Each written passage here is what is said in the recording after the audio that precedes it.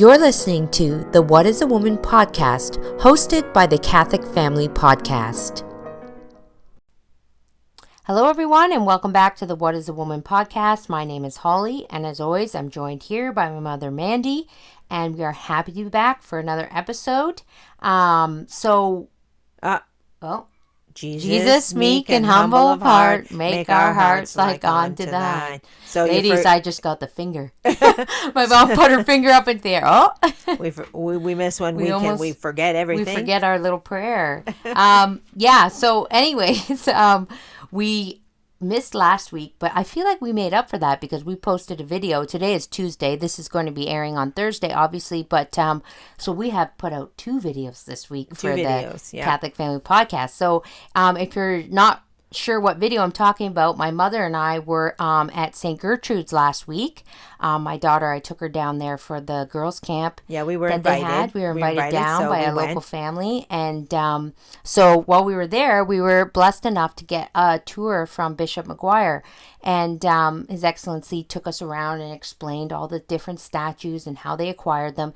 And I'm not going to go into it because you can just watch the video of the tour. Yeah. But it was really spectacular hearing how they acquired all these statues and where they came from and everything. So if you haven't checked out that video, give it a watch. And I apologize, we had some audio issues throughout the video in a couple spots, so it sounds a little like distorted, but you can still hear and see.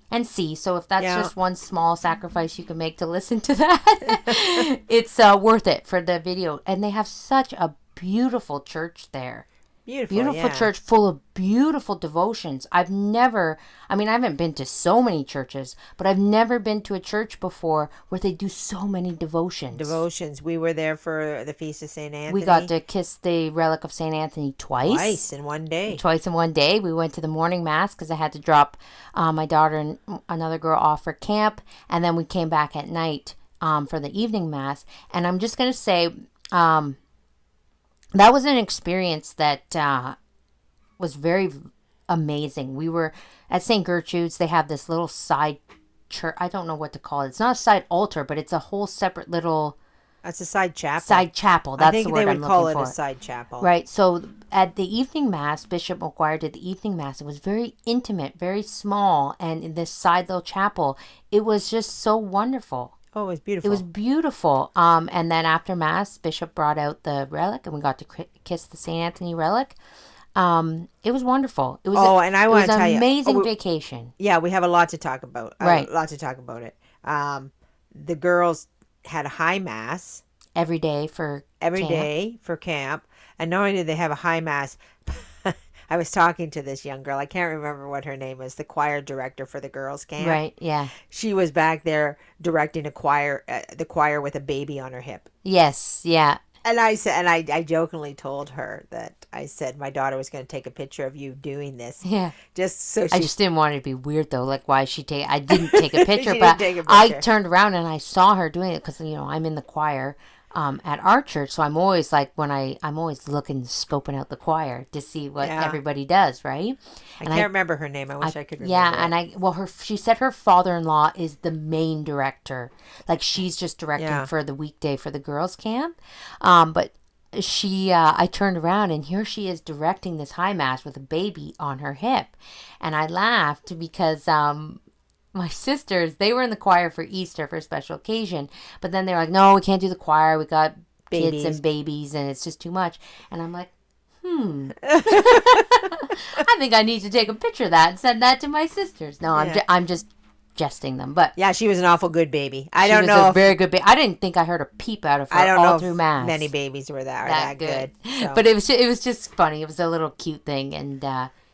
But it is when you see things like that, I think, though, when you see things like that, you really see the true power of a woman. Yeah. Like, that's the true power of a woman. Oh, yeah. Absolutely. Doing this, a baby on her hip, and she's just giving everything in her, all this glory to God, This same woman, if anybody knows her name, I don't know, maybe she doesn't want her name out there, but... I can't remember it. You can mention it. But she also directed a little choir for a show for at the end of camp. For the end of camp, and they sang a beautiful song I'd never heard before. Christ the King. Christ the King. It was. I think it's just called Christ the King. But it was kind of like a march. Yeah. Right, and it was really nice, and the girls sang beautifully. I thought they were beautifully. Yeah. And and they did this in 3 days. Yeah. 3 days. Camp was only 3 days, so it was spectacular. And the choir was optional. Yeah, they didn't have to. You didn't have to. It was optional if you and I don't know how many girls would you say 15, 20 girls? I think about 4. There was 40 girls at the camp. Right. Oh, okay. So at least 20 in the choir. There was a lot of girls in this choir. The little girls weren't in the choir. Yeah. It was just I think older maybe girls. like 7 and up or something. Yeah, it was beautiful. It was really nice. Well done. And before they started, this same lady that was directing, she said something along the lines of, they were singing this song in honor of Bishop's mother. Right. And I was like, oh, why'd you say that? Yeah. And so I'm listening, I'm watching. Of course, my daughter's up there, and I'm trying not to cry. And I'm like, this is going to look so silly if I cry because I'm not from here. But the bishop was there watching. The bishop was there watching. It was beautiful. It was so nice. Father, they told us how to say that properly. I always want to say Le Toronto, but it's Le Toronto. La Horanta? Or something like that. Yeah. Sorry, we're butchering his name. But he was there, and then Father Bergerman. Yeah. Yes, so they were there with the girls. Watching, they invited the clergy to their show. So it was beautiful, and it brought me back. I did girls' camp when I was younger, and it just brought back so many memories and good times, and it's really nice to see the Catholic faith and the culture celebrated. Yes. And together, yes. Like the fact that, I was thinking about this morning, the fact that we can go get in the car, drive down to Cincinnati and feel like you're family. Yes, absolutely, 100%. Like that is beautiful that, this is our faith. Like where else do you hear that? That you can go and, the family that we stayed with, beautiful family. We had a great time. They were so welcoming, but you really felt like family, like in a way, like, you felt like you were, just comfortable with these people that I talked to online, but we had never actually met in person. Lauren and Dominic. Yeah, Lauren and Dominic. They do the cartoons. Family, the cartoons. And it was such a great vacation. It was like, and I say this all the time, when you're thinking secular, people are like, oh, I'm going to Dominican, or I'm going on a cruise, or I'm going here, and everyone's so excited. And this was just people would consider it just a small nothing vacation, but for us, it was great. It was amazing. We stopped in, it's by the Middleville Parish in Michigan. We stopped there to pick up a girl. So we spent a good portion of the night and the next day there with these people. And these are really old friends, new friends. A great mix of people. People I haven't seen for a long time. I'm going to do a couple of shout outs to Beth and Cassandra. Yeah. Two of my besties. Yeah. Oh, don't say that. It's so weird. Right? They are. I know. I'm just teasing. And then we met Susan from Arizona. And Susan, she was a delight. Oh, I love Susan. I want to see Susan again. We want to see Susan again. It's that, but that's what I mean. Like you meet these people for the first time. And of course, Alexa. And Alexa, who hosted us. She was having a baby. She was having a baby and hosting us. Okay, there's the power of womanhood again. Yeah, she's about to give birth bouncing on a ball. Bouncing on a ball. She's like, make yourselves at home. My friend Beth has had 17 children. Yeah. And so she was there with her manual in case necessary. Yeah. But I guess while we were away at girls' camp in Cincinnati, Alexa had her baby. So many prayers for Alexa and her new little girl. Baby. Yeah. But it was wonderful that, you walked in here and there was people you knew and then there's people you're meeting for the first time. But it is just like, so comfortable. You're just so comfortable being among Catholics. And I said when I had talked to Beth before I came, I can't remember what she called. I said, "Yep, I'm getting ready to go to Catholic land." Catholic land. And, That's what, yeah. Not and I know I Catholic wasn't, but I said, this sounds funny. And I thought it sounds funny because 90% of our family is Catholic. Right. We don't have a huge divide here. Right. Like the majority is Catholic. And of course we're living Catholicism every day and we're practicing it every day and with those around us. But there's always this element in your life coming from somewhere. Right. That makes you feel like, somebody's sucking the Catholic out of your life. Yes. Yes. And you get a little like, oh, and you have to, like, and we've talked about it, like, just, you have to tolerate it, and you have to live with it, and you have to be a good example, and you have to, say, God's grace, God's glory, but when you do something like what we just did, it's 100% Catholic. Yes. It's not 90%. It's 100%. It's 100%. Yeah. It's, with you're with all these people, friends, and very like-minded, and it's just well, even like, I'm going to say this is the unity, the one holy Catholic apostolic church, and it is because when you go to somebody's house and you're staying with a Catholic family and you're on vacation and they kneel down at night to say their night prayers and they're saying this novena, you just go and you kneel down, and then you're part of the novena. I mean, and you say the prayers, and we were all sharing. Each person was responsible for saying Hail Mary. Yeah, just went around. And we just went around the room, and we just joined right in. Where do you find that? Yeah, you don't. You know what I mean? That's the unity. That's the unity, and that's the we're all here. Or when we're staying with the Cajeso family, and they say their family rosary at night, and you just join in. Right. Yeah, you're there. You're part of that. Yeah. So I mean, a lot of times here we don't do stuff like that because so and so wouldn't like while you're waiting for somebody to leave or there's just too many awkward people in the room that would not appreciate that. I mean, I don't know, maybe other people deal with it better and just do it anyway. But we you spend your life skating around others. Yeah. Right, trying to be charitable and trying to skate around. When when we went to Catholic land, there was nobody to skate around. And I don't mean Catholic land as a place. I'm just a state of mind. A state of mind, yes. So we were there with the lovely people in Middleville area in Michigan. Yeah. And then we went to Ohio. And we met more lovely people. Yeah. Phyllis. Yes, Phyllis was just a delight. We just spent an evening talking to Phyllis, and it was just like we had just. It's not that we had just. It wasn't like we had just met. No, like we knew each other for years. You know? we could have dragged that night on all night. I know.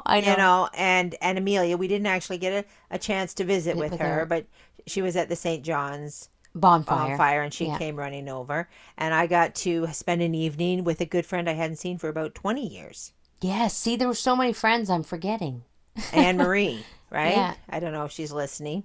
I don't think she'd even heard of the podcast. No, she didn't. But she was there one night, and she was like, "Do you remember me?" And I was like, "Do I remember you? How could I forget?" Yeah, and I was in Ohio about 20 years ago and visited some people. It was so good. Yeah. That's the only way I can really describe it. Just so good. And the bishop. Yeah. Oh, such a wonderful man. Yes, Bishop McGuire's Excellency. Bishop McGuire, very down to earth. Just down to earth and very just approachable. Yeah, approachable. And I if I could use the word, I felt there humility there. Yeah. So that was great. Yeah, we spent quite a bit of time talking to him when we were doing the tour and even after the tour. And of course, a lot of Canadian jokes. Yeah. Which we liked them. We liked them. It's not. We were actually joking. This is the common thing about Americans and Canadians. So we just get labeled as the people from Canada. Yes. Like when you're coming over to the U.S., it's like, oh, you're from Canada. But Americans don't really come in here and to our country and meet people and go, oh, I'm from the United States of America. They're like, oh, I'm from Wisconsin, or oh, I'm from Michigan, or oh, I'm from Ohio. We know all the states. Yeah. But we would never go over to the U.S. and go, I'm from Ontario. No, you would never say that. You would never say that. Well, you just say, I'm from Canada. I always assume Americans don't know what Ontario is. Right. I could be wrong. But yeah, they probably do, but I think it's just more natural to be like, I'm from Canada. Yeah, I'm Like from Canadians Canada. just do that. Yeah. I'm from Canada. I mean, it's a joke. Do you know Joe from Canada? Yeah. So Yeah. it was No, Canada's pretty big. we had some good laughs about Canada joke. Actually, when we were at Alexis, her husband, my mom, we were telling a story, and my mom said the bush, The bush. because Yeah. we call the forest The or the bush. woods a bush. We say Yeah. we're going into Yeah, the bush. Here at our house, we have 25 acres. And forest my mom said we that we have call 25 bush. acres of bush. And Alexa's husband was like, and I could see on his face, he's thinking about a bush, like a shrub. He's like, and we were also talking about trees, right? He's like, so you got trees in the bush? I said, we call a bush. That's what we call the woods. We call it a bush. And he's like, oh, because I'm like thinking like 25 acres of little shrubs or like, Yeah. So it's just so funny because you forget your what do you call that? Your vernacular, your language. He was waiting for us to sound Canadian. Yeah, he was waiting for us to throw out the A and the boot and the boot, but I don't think we say a boot. No, well they do. There is a Canadian accent, but I've come to the conclusion we don't actually have it. Yeah. You but know? I did say A once, and he's like, "There it is! I heard it! You know, I was like, so yes, yeah, yes. because I mean, and we visited all these people, and they didn't sound very American to me either. No, until we got to a restaurant or something. Yeah. The waitress. You just said, "Well, y'all like a bib with that?" You know. I know. And I was like, "How come the waitresses talk like this?" But the people, like when we were people at at the Gertrudes, church didn't really. Yeah. No, like I mean, we spent that whole night talking with Lauren, Lauren and Phyllis. Did you ever hear? I didn't hear really much of an American You just felt like you were accent. just talking to people. Yeah. You know, there wasn't this big accent, but I guess it's just funny the way the world is. It's funny, and it's just so I highly, I want to encourage Catholics, if you can do it, if you can travel and you can go to other parishes, do it. Yeah. Because honestly, it just opens your mind that we are united. We do have a togetherness and a unity that is out there. And it doesn't exist anywhere else. No. Like, it doesn't exist in other places. Yeah. Like that you can go into a family and they're saying prayer. There was one prayer we were saying, I can't remember what it was, but I think they say salvation and I say life. Right. And I can't remember what prayer it was now, but every time we went to say it, I'd go, salvation, Yeah. And I'm like, okay, there's little differences like that. There's little differences, but basically it's the same. Yeah. It's all the same. And I mean, when you talk about the 4 marks of the church, mm-hmm. that unity is definitely there. Yeah. And in case anybody doesn't know what the 4 marks of the church, they're 1, holy, Catholic, and apostolic. Right? So, I mean, 1, you can't have 1 without the Latin. Right. The language divides people. Right. Right? So the Latin makes it the 1. The Catholic is universal around the world. And I mean, to me, that's what always struck me about the Sedevacantists. I'm going to call it a movement, for lack of a better word, or acknowledgement, or the wake up. Yeah. We'll call it the Sedevacantists wake up. Mm-hmm. That was worldwide. Yeah. That didn't just happen, in Ontario, they thought something was wrong. Who these crazy people in Ontario. That was worldwide. Mm-hmm. People in Australia, in England, in France, in the United States, in Mexico, in Russia, Germany, everywhere, somebody somewhere was going, no, this can't be right. So this isn't just one, like the Mormons in Utah. Yeah. This was universal. All across the world, people were standing up and saying, wrong. Yeah. Can't happen this way. Well, and that's why, the Indefectible project that Kevin and his dad are putting together, you hear the stories. Yes. You hear the stories of the men and women that stood up and said, something's not right here. This is wrong. Right. So, and it's not isolated. So that's why the one is there. Yeah. The one is still there. The unity is still there. Mm-hmm. That when I can go to people I've never met before, and we can say road prayers. Yeah. And the rosary and all and the these other rosary, devotions. and we can do a novena to our Mother Perpetual Help. Yeah. And we know exactly what is going on. Yes, exactly.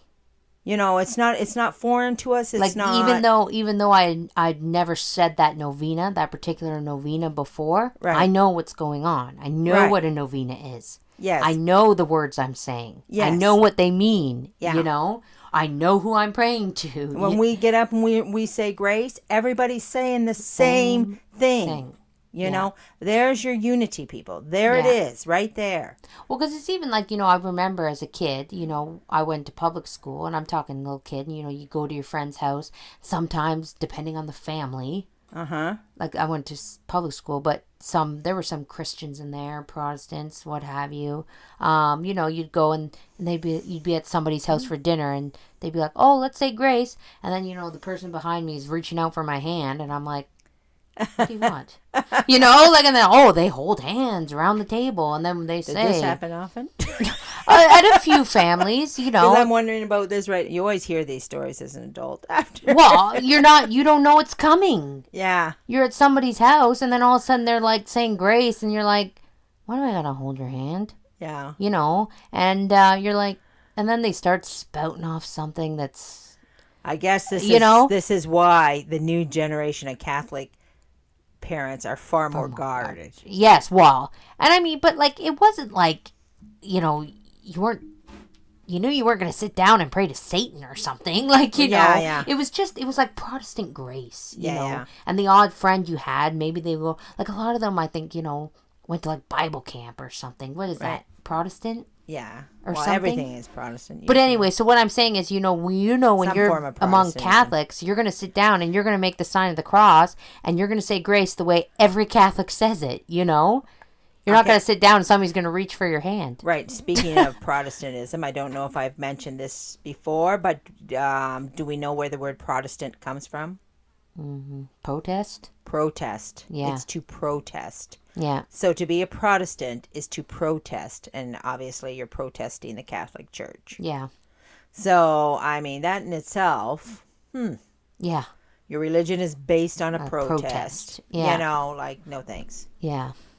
So anyway, I don't know if we have anything else left to say about our trip. No, just great, how wonderful it was, and just if anybody is listening that we saw or hosted us, I just said like a big thank you to everybody who made this trip so wonderful, because and if you ever want to come to Canada, just call. Because we'll find. We'll find somewhere for you. My to house stay. Isn't exactly set up for visitors. It well, has not visitors, but just putting people up for the night. Yeah, I would say. But we'll find you a place. I would love to host people. Unfortunately, the house that I bought was a little. It's not really. It's kind of not good for setting people up for spending the night, I don't think. Unless they want to sleep on your dining room Unless they want to sleep on my dining room floor. But maybe people are good with that. But maybe people are okay with that. Because you'd allow it. I would allow it. Yeah. I was saying to my mom, you know what? I think what I need to do is I need to find a trailer, like an old trailer that needs a little bit of love and TLC, buy it, fix it up, put it in my backyard, and it could be like a Catholic Airbnb. Right. Put a nice cabin in the woods. And I wouldn't charge you. Like, I'm not saying Airbnb like I charge you, but, if somebody's coming and they want to come to Canada, I'm about 30 minutes from the church, but, it's out in the country, it's nice, and then you can stay in the Catholic, we'll call it the Catholic Canada Airbnb. And if you want to come to our church and see what Canada's like, you just stay in our little Airbnb. Yeah, well, you better get that first before you put it out there. I know. I don't. Okay, nobody email me. I don't have this ready yet. It was just an idea. I thought, how nice would it be to, and then you have your own space when you come and stay, and I think that'd be nice if that was like more option. I'm sure there are. Well, I'm sure there generous. are Catholics that have little places for people to stay. We have a family on a farm out here that have a house that constantly has visitors in it. Just a young girl lives in it. So if a family comes, it's practically a whole house available to them. Yeah. Yeah. So they have great generosity. It's just such a nice way to travel. Yeah. Knowing you're going to be around people that get it. That are like. welcoming, and you don't have to feel like, oh, who am I going to go meet? I don't know. Like I never felt that way once. I never worried about who I was meeting. I never worried about who I was going to stay with, or, I wonder if they're, never, So thank you so much to everybody at St. Gertrudes and the families and all the people that we got to meet that are listeners. That was exciting. Yeah. Because I know so many ladies say, it's like, sitting down and having a cup of tea in your living room. Like, I feel like I'm with you, Yeah. And it was nice to actually sit down with some of these ladies and actually be in person and talk. And Phyllis is on Facebook, and she said next time we come, we're going to Jungle Gyms. Jungle.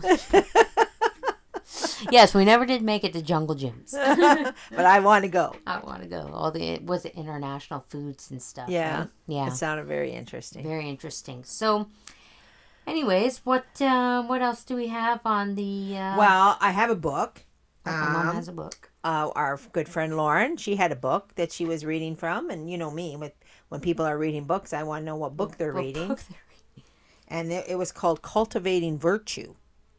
And I was just like, wow, of course, if the word virtue, as soon as I see that word, it just jumps out at me. Mm-hmm. And I need this book. And so she said that it's they sell it there, and it's recommended at St. Gertrudes that everybody needs to buy this book and read it.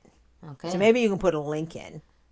She told me it was on Amazon, and I bought it on Amazon. She had a lovely leather bound. I was wondering how you got it so fast. Yeah, fast. It's called Cultivating Virtue, Self-Mastery with the Saints. Oh, yes, I did see that book. So, anyway, I got it right away, and it's divided by month. So every month you work on a particular virtue. Oh. And as we know, the virtues are corrupt and twisted. So every time I see something that has to do with virtue, I'm all in. Like, I need to read, because we need to find the errors. Right. And I may have mentioned this because this is one of my go-tos, is the Courier of Ours, who said there's only 3 things you need to get to heaven. Right.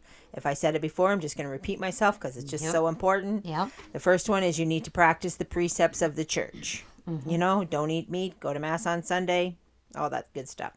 Number 2 is you need to obey the 10 commandments. Yeah. Thou shalt not kill, honor thy mother and father, all that good stuff. And number 3 was practice virtue, right?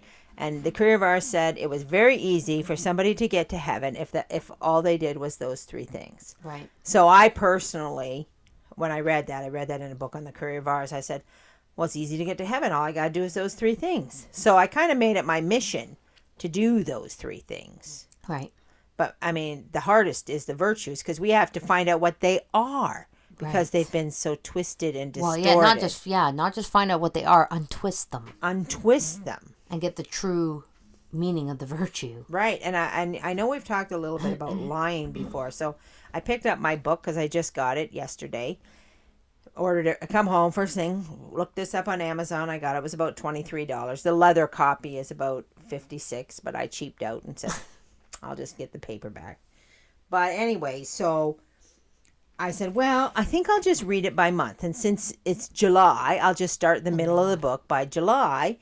And so it comes to this the story of Saint Focus. It's PH. Would you pronounce that as in the middle? Can you see it's the very first Saint? Oh, yeah, Saint Focus. Focus. He's a martyr. Focus. He's very focused. Phocas. Yeah. Focus. I'd never heard of him before, but anyway, he's in this book. But anyway, so he's a martyr.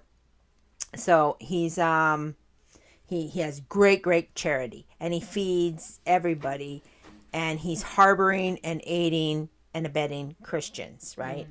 So I don't know what time period it was, but we'll say an emperor of some sort, there's a Diocletian or somebody there, wants to find this man and have him murdered. Right. Because he's aiding and abetting Christians, and this needs to stop. So the Roman soldiers actually come to his house, and they don't know that they've come to his house. Right. And he treats them with the greatest charity they've ever been treated with before, right? Like huge charity. And again, ladies, this is what we're talking about. These are Roman soldiers. They're men who are out to kill him. They're men who are out to kill him. They're men who hate Christianity. They're men who literally hate God. Yeah. Right? So they come into this saint's house, and does he despise them for hating God? No. No. He shows them the most charity they've ever seen in their whole entire life. Yeah. They cannot even believe how good and kind and humble this person is. Like, and of course, it's telling the story that, the Roman soldiers, by right, would just come to the house and take whatever they wanted. Right. That was their right. Like, they didn't ask for anything. They came to take. But this guy was above and beyond anything they'd ever encountered. They didn't have to take it. He was already giving it Yes, to them. right. So they told him they were looking for this I'm sure it's not focus, but and they needed to find him because they needed to execute him. And here he's standing right in front of them, right? And he said, "Oh, well, I can help you find him." Right? And they said, "Okay." We said, "Well, in the morning, I'll help you find him." And so he goes to bed. And St. Focus is praying and meditating on this, right? So he gets up in the morning. They're like, "Okay, you're not going to back out of it. You're going to tell us where this guy is so we can go get him." "Oh, no, I'm not going to back out. He's standing right before you."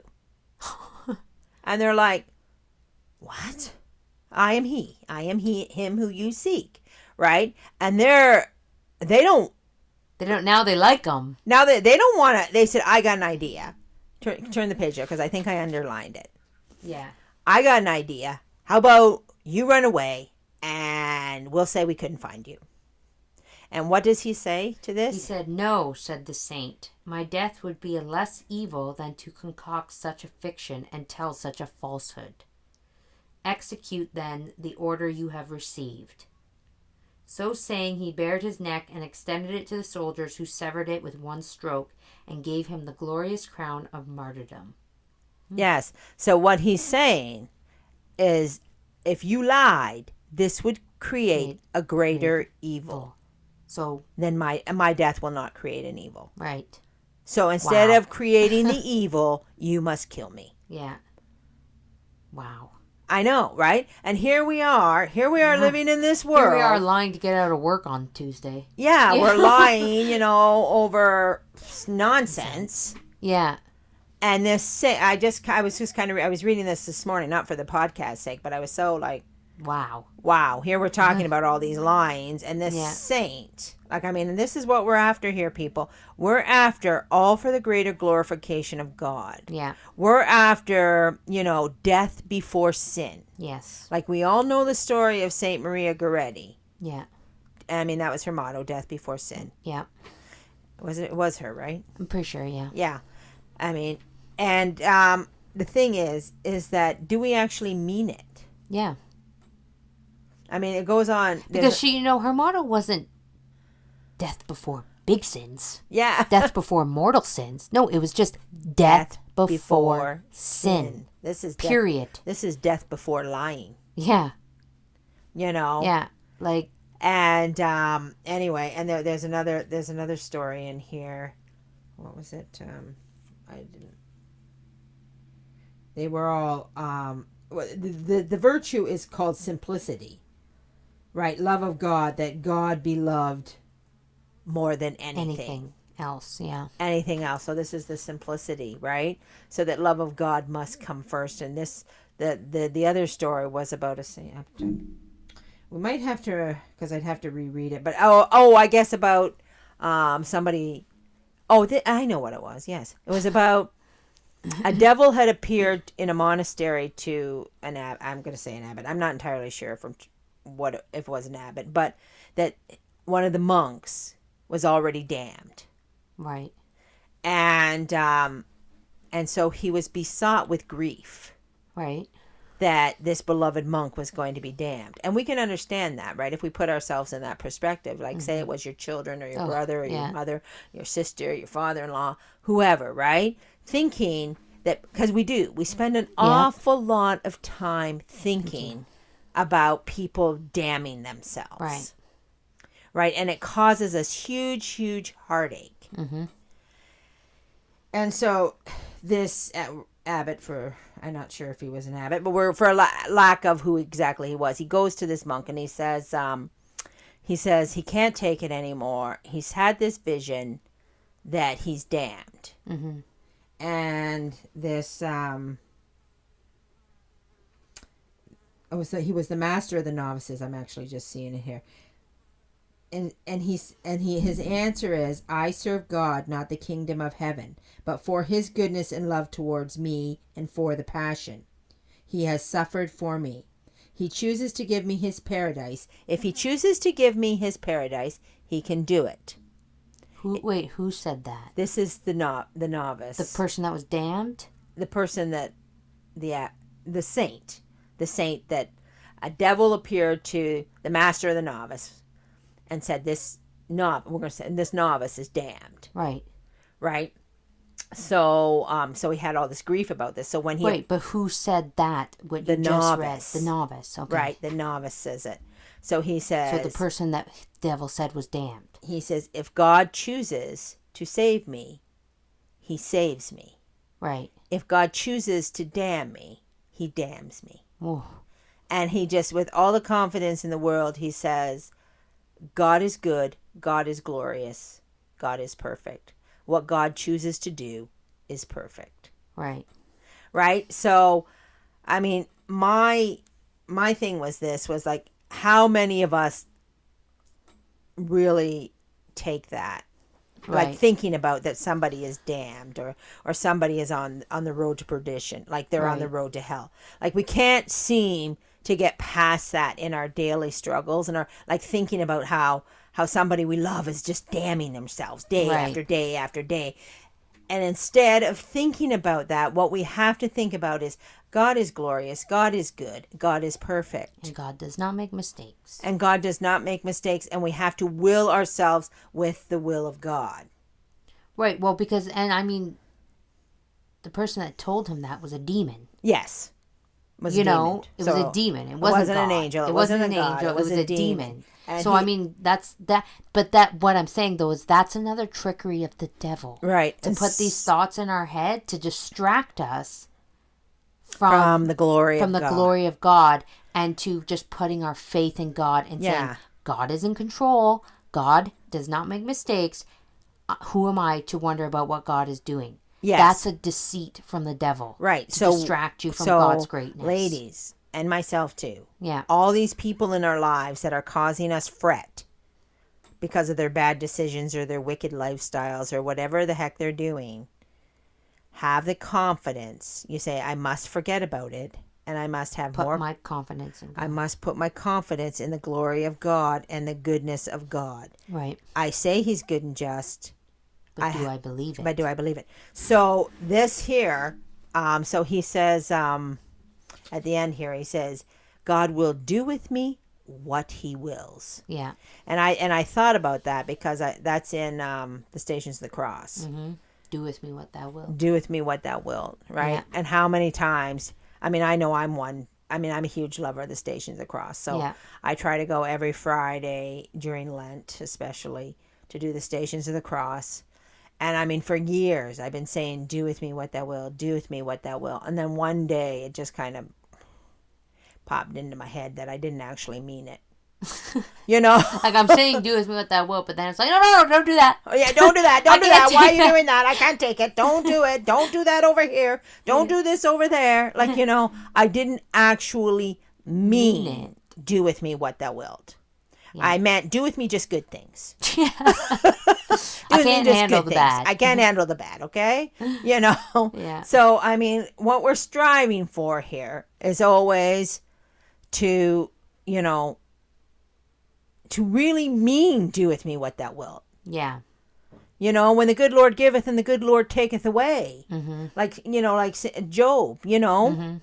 I give you all this and I take away all this. The good Lord giveth and the good Lord taketh away. When the bad stuff comes with other people, confidence. God is in control. Yeah. Your prayers are not going to waste. Your sacrifices are not going to waste. Yeah. God is packaging them up and he will do with them what he will. Yeah. You know, and you just have to have confidence and not be so attached, I think. Yeah. To people, things. Yeah, people even. Yeah, you can be people. too attached to people. Well, you're too worried. You're too worried. I mean, especially if it's children. Yes. Grown children. Yeah. You're too worried about the salvation of their soul. Yeah. And I got to tell you a little story too, because I had a little bit of something odd happen to me. I'm saying this novena. It's for the maternity of Mary, right? It's from. It ends at Christmas. Okay. So it's to ask for 3 things. And I'm not going to tell you what I'm asking for, but there was one particular thing I'm asking for. And it's for a change, right? It's a change in something. And it occurred to me, I'm coming about this from the wrong angle. I shouldn't be asking for a change. I should be asking to accept what God has willed. Right. Right? Because it's something that affects me in a negative way. Right. A person, we'll say a person, right? And they're it's me, guys. I'm just kidding. It's you. You know, it's not. I'm joking. But you know, it's something, and I'm just like, please, they need to stop this. They need to stop that. They can't, you know. And I'm saying these prayers to get this to stop. And so I have this revelation. And I mean, when I say revelations, these are not things I don't know. These are just things, as a person, you have a hard time putting into practice. And then you're like, I know that. And this is happening right now as we speak, and I need to put it into practice. But I'm not doing it. Right. And it's like you almost can't, you're having a well, that's what it is. I mean, that's battle of the wills. The battle of the wills. My will versus God's wills. So I decide, no, you're going to change this prayer. You don't want change, even though this is a horrible, rotten thing. You don't want change. You want the ability to accept it. Yeah. I am praying for the ability to accept what God has willed. Right. And then, so I changed my prayer mid-prayer time, you know, because I've been doing this novena. And so anyway, so then I get up and I come in and something changed.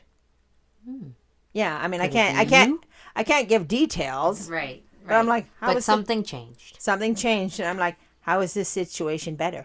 Yeah. Oh, almost like a miracle. Almost like I resigned myself to God's will. Yes, you know. I mean, there is that saying, and I don't know, it's on there. It's on a lot of things. You see it on a lot of things like dollar store. Give it to God, and what is it? Give it to God and let go, or something. No, I don't know, but it is true. I had it in my head, but you know, people say that all the time. Give it to God and let it go. A lot of you know. But anyways, it is so true. It is true. Yeah. Once you resign your will to God's, and you let go. Yeah. And just let him take the reins. The power in that.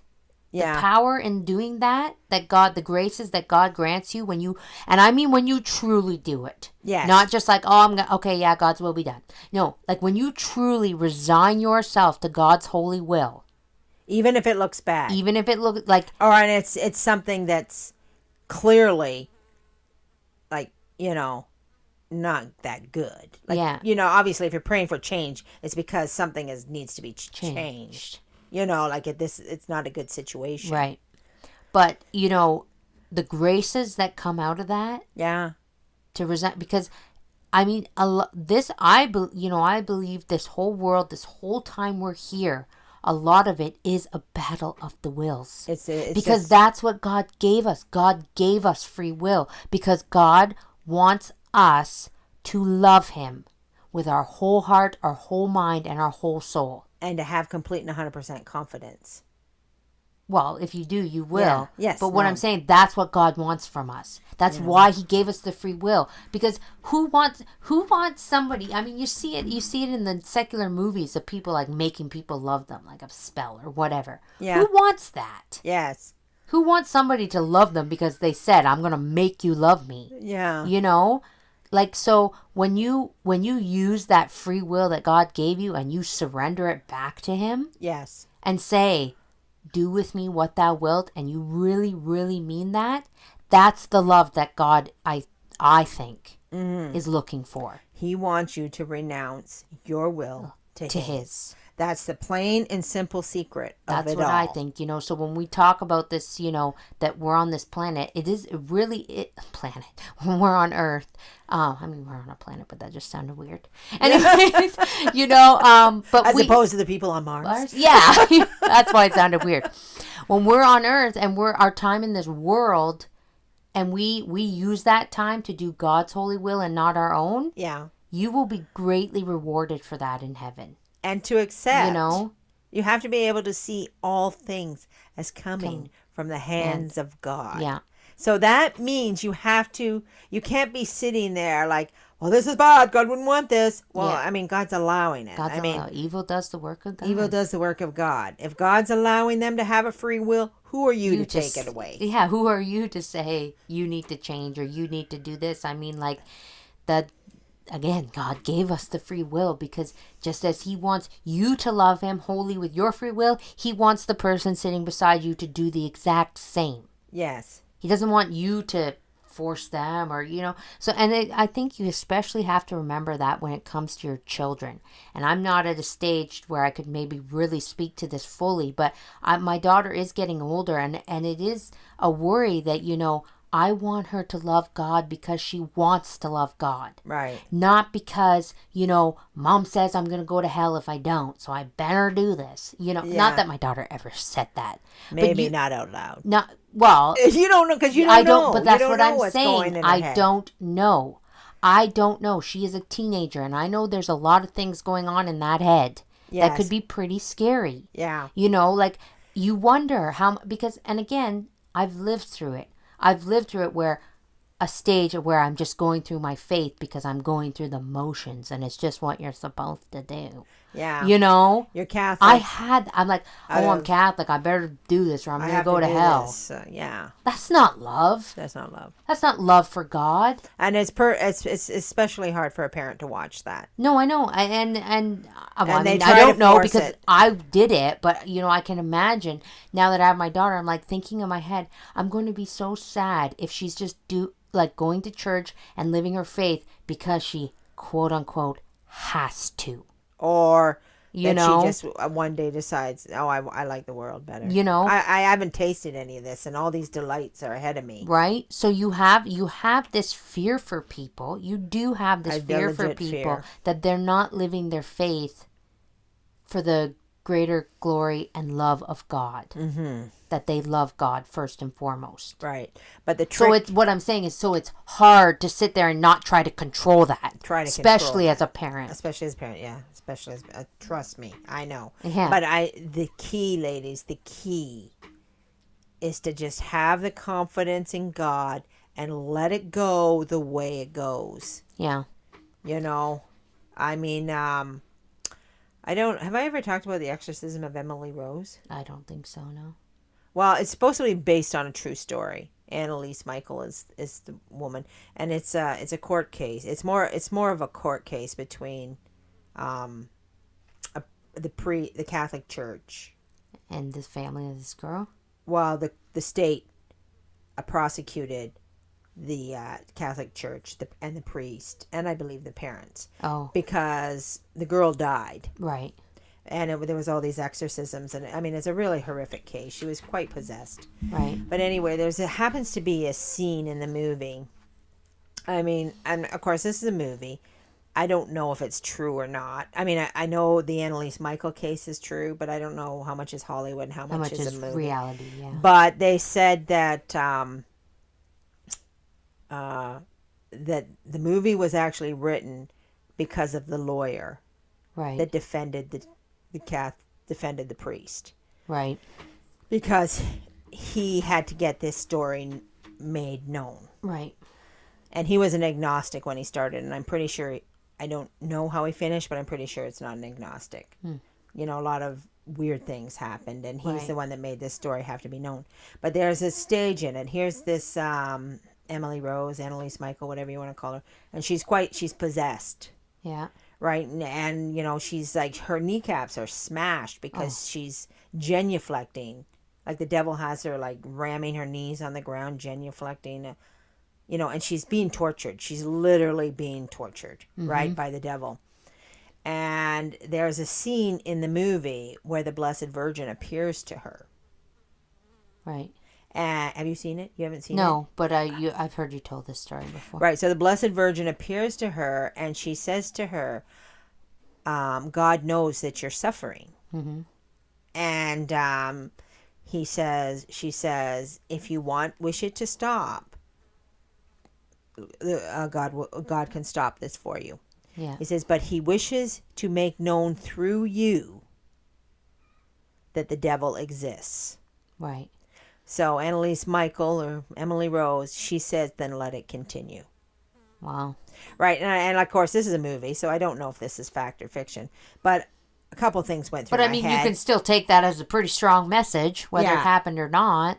A couple things went through my head. One, that if this is what happened, that girl's a saint. Yeah. Number two, what parent would sit there and watch that? Have to live through that? Can you imagine? No. Can you imagine as a parent having to watch your daughter go through something that horrific? And then her saying, let it continue. It's God's will. Yeah. So that, and I mean, actually, in the true story, there's more to it than that. Like the Catholic Church, because of this exorcism, the Catholic Church stopped the Roman rite of exorcism. Like, so basically what had happened, and I can't remember the exact year, it was like around 1972, but the Catholic Church basically denied God in front of the whole world. Oh. Because the church wanted to cover it up. Right. Right. And say, no, we're not, we're not doing exorcism. They took it all away. Oh. They took it all away. So because of the like they wanted to cover it up. They did not stand up for God during this trial. The Catholic Church did not. So in my mind, I think it was very pivotal to what was happening in the world. Yeah. The church was they were not defending God at all. Right. So, I mean, there was a lot to this story. Again, I'm only reading bits and pieces, and this is just a Hollywood movie, so I'm no expert. But it is based on true events. Yes. Like, these did actually happen. These trials actually happened. And if it did happen, as they say, that girl's a saint. Yeah. And as a parent, who could watch that and say, there's the will of God, my daughter's possessed. Yeah. And being completely tortured. Yes. Right? It would kill you to watch that. Yeah. They would have had to been some strong parents. Yeah. Right? Yeah. And here's this extreme case. So, I mean, we have to sit back and we have to, with our children, we have to just give it to God. And let it go. And let it go and say God is looking after it, and whatever nonsense is going on apparently is needed to go on. Yep. Who am I to say, do with me what they will? And we need to change our prayers and reflect them less on other people. I mean, God knows our intention. God knows what we need. God knows what we want. Right. We've already said that. Mm-hmm. This is what I want. I want all these people to get to heaven. I want all these souls saved. This is what I want. Mm-hmm. Do with me what thou wilt. Mm-hmm. Yep. Change me. Make me more virtuous. Let me do everything that needs to be done. Yeah. I will be more this. I will be more that. Change our prayers to come back on us. Change me. Change me. Change me to want what you want. Yes. Yeah. Well, and because that's the thing. I mean, that saying, give it to God and let it go, is very broad. Yeah. Because, I mean, yes, give it to God and let it go, but never stop the prayer and the sacrifice, Yeah. Like, you just take and that. Changing yourself. And changing yourself. I mean, you can't change them. So no matter how much you do and how much begging you do of God to change them, your prayer is going to have more effect when it's changing me. Yeah. Change me so that I can accept your will. Yeah. So. Well, anyways, we didn't get into our book. Where are we? And we didn't get into another subject I wanted to talk about. Well, we only got about 5 minutes left. So. Oh, okay. Well, we won't bring it up. We'll have to leave that for next week. We won't bring it up because it's It's a pretty big one. It's a big one, and I don't want to rush through it. So, but, this is a good thing about this podcast. We will be back next week. We will be back next week. And I think we're done our vacationing. So right, and all the stuff we had planned to talk about today, we talked about none of it, and all the stuff we talked about was not planned. So there you go. So anyway, we'll be back next week as always, and we do hope that everybody has a very blessed week. May our Lord bless you and Our Lady guide you. And as always, Saint Teresa, pray for us.